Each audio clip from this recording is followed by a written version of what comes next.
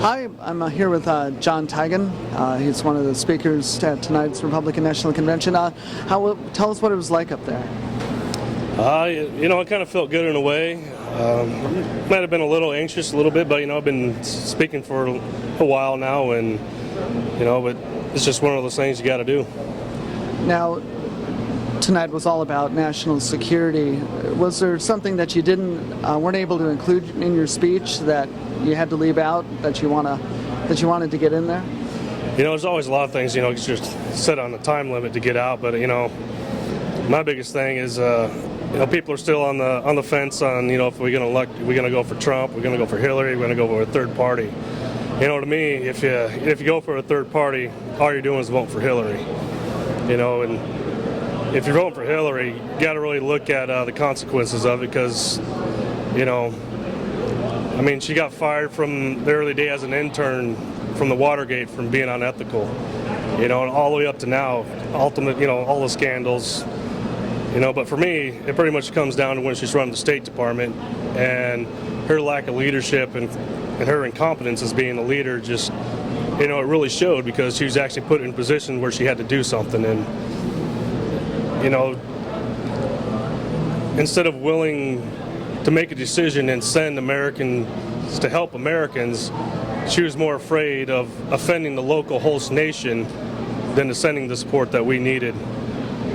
As a leader, you have to know, especially the State Department, what you're doing. What's the the local population? What do they like? Do they like you? Do they hate you? Down in Benghazi, for the most part, I'd probably say about 80% of them liked us. They'd come across the street, shake our hand, they'd buy us lunch, whatever. They were excited that we were there. They were proud that we were there. And if she had any knowledge of actually the situation there, she'd have let the Marines come in instead of make them change in out of clothes 30 times. The security requests a year prior to that, she can sit there and say, well, she didn't really directly know. Well, the consul got attacked twice prior. The second time I got attacked, I was there. There was only 2 other security officers at the consulate at that time, and they could all have been killed that night. And if she didn't know what was going on there in Benghazi, and she's in control of one little tiny department in the country, and she can say, well, I didn't really know because I'm the head, I got to do everything. Well, that's not an excuse. Your job is to know everything. And if you didn't know they were requesting for more security, again, that goes back to your lack of leadership, your incompetence to be a leader, and you want to be the president. As the president, your job is to make sure we're secure inside the U.S. and our troops are secure outside the U.S. So to me, she definitely lacks that ability.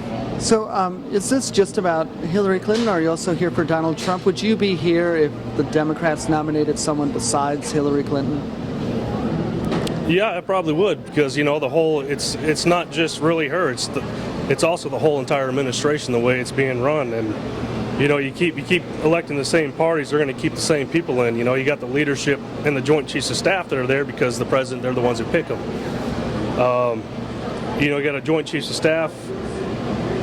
Instead of being there in a situation room and making sure that a 22-year veteran employee of the State Department, one of the most well-liked State Department employee in probably decades, goes missing, and the Joint Chiefs of Staff, all they say is, hey, go do something, we got to go to a banquet. Yeah, that's not leadership. That's just somebody who's just up there looking for a paycheck and wants a job when they get out. Well, John, thank you very much. Appreciate it. Yes, sir. Thank you. Thank you.